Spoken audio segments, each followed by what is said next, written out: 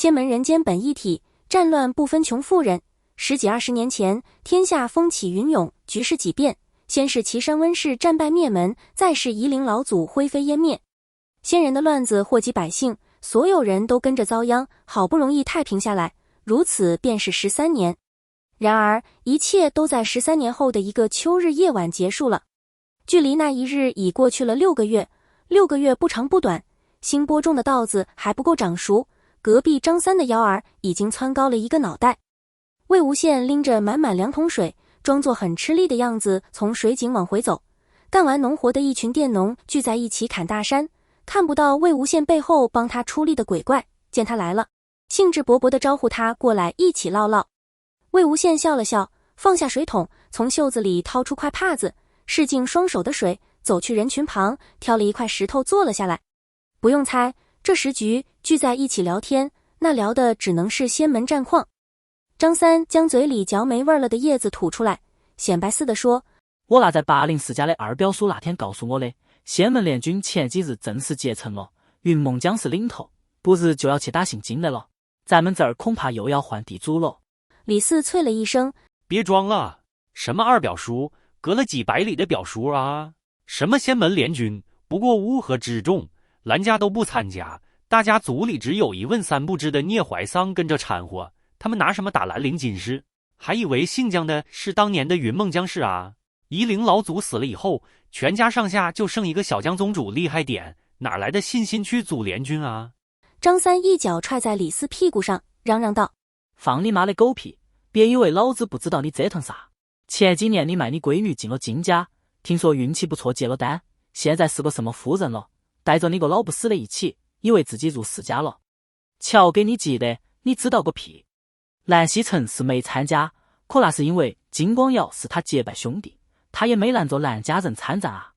听说连那个汉光军都出来了，金家还能嚣张到几时？你要是还把自己当个人，就快接回你闺女跑路吧。眼看两人就要打起来，魏无羡从调息中回过神来，拉住一旁看戏的佃户钱老大，笑着问道：钱大哥，我消息不大通，没听得很明白，意思是姜家和聂家联合了几个别的世家，要去打兰陵金氏了。泽无军虽然没代表兰家参战，但兰家弟子其实也在队伍里，是这个意思吗？钱老大一向挺喜欢这个半年前搬过来的小郎君，长得俊俏，为人活泼，身份也好，不像他们祖父辈就卖田成了佃户，子子孙孙都要困在这里为地主老爷干活。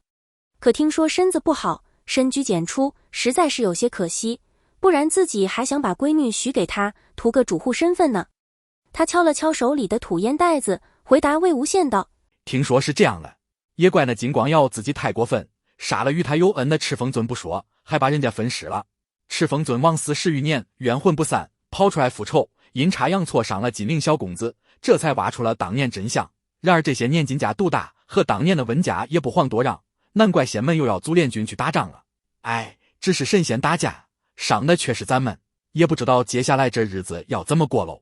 说罢，长长叹了口气。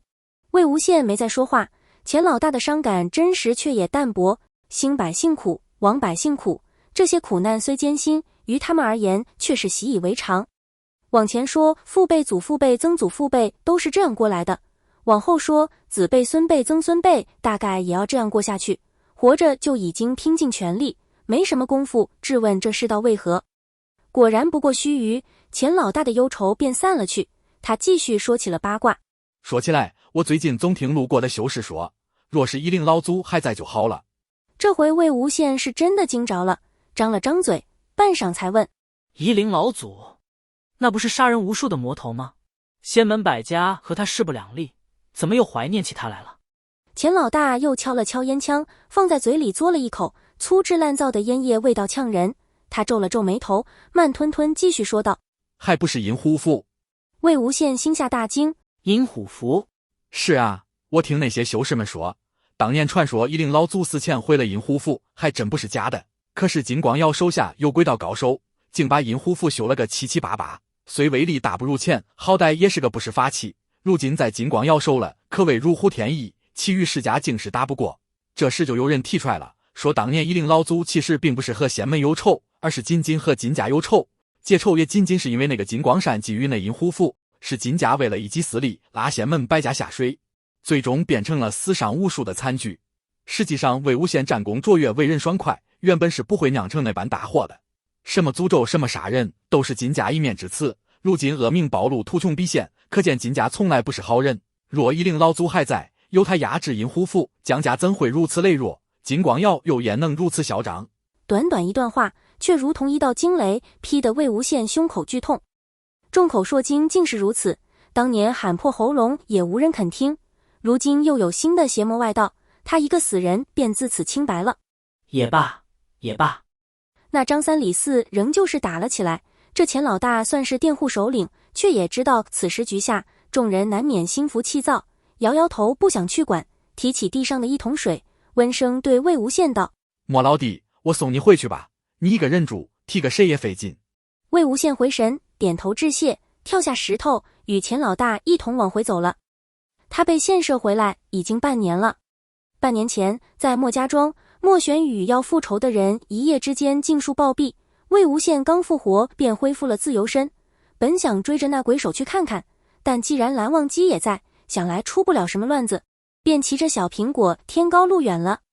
自被将叔叔接去莲花坞，便念念不忘的自由，在那么多恩怨难清之后，终于随着一个新身份真正的许给了他。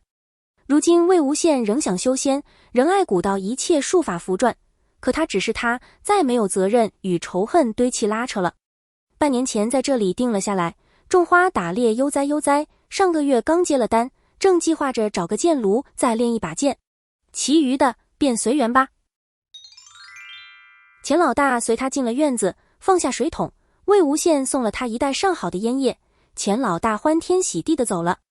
魏无羡回过头看见自己的屋子，虽无雕梁画栋，但也算是体面，是半年前他招呼新死的尸体一起搭建的。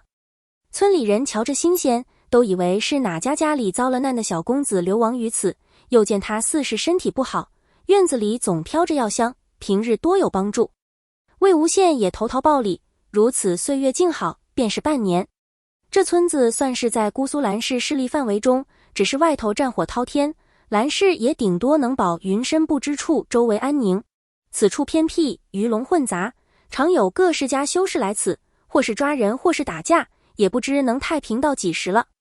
魏无羡心绪混乱，将水倒进缸里，坐在院中石椅上发了会儿愣。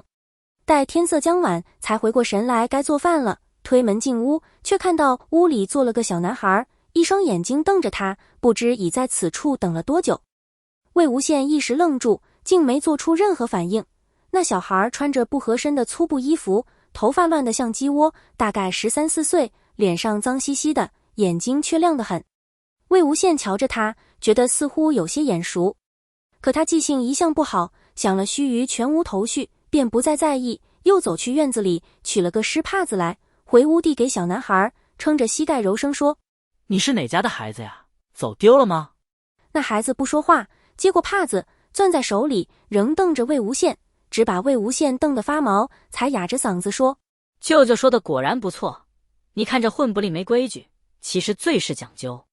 山洞狗窝里也梳发髻戴头饰，泥里打过滚也掏得出干净帕子，打仗打得浑身是血，脸上仍旧一派风流，嘴上说着自由自在，实际上风韵雅致不输姑苏蓝氏。舅舅说的可太对了。魏无羡呆住不动，身体僵硬的不行，眼底泛起抑制不住的酸涩，视野也跟着一起模糊了。他想起来为什么觉得这小孩眼熟了，在模糊的视野中，他似乎瞧见了年少时的金子轩。金陵终于拿起帕子擦干净脸，脱掉身上的粗布衣服，露出了针脚细密质地上乘的金色中衣。魏无羡看到他身后的榻上放了一把剑，剑鞘镀金。小时候，魏无羡曾嘲笑他花里胡哨不堪重用。他拿起那把剑，死去多时的诸多回忆涌上来，金陵仍旧瞪着他，眼神中有恨有怨，更有一丝更深层的情怀。魏无羡突然笑了，将碎华还给金陵，轻声说：其实很少有人知道，我们姐弟三个和金子轩是青梅竹马。金夫人与于子渊是闺中密友，4个孩子年岁相当，自然从小一起玩耍。子轩最大，我行2，江城最小，小时候也曾玩得融洽。只是后来因为婚约的事情闹了不愉快，我和江城两个对金子轩一个，金子轩一直在吃亏，却从没服软过。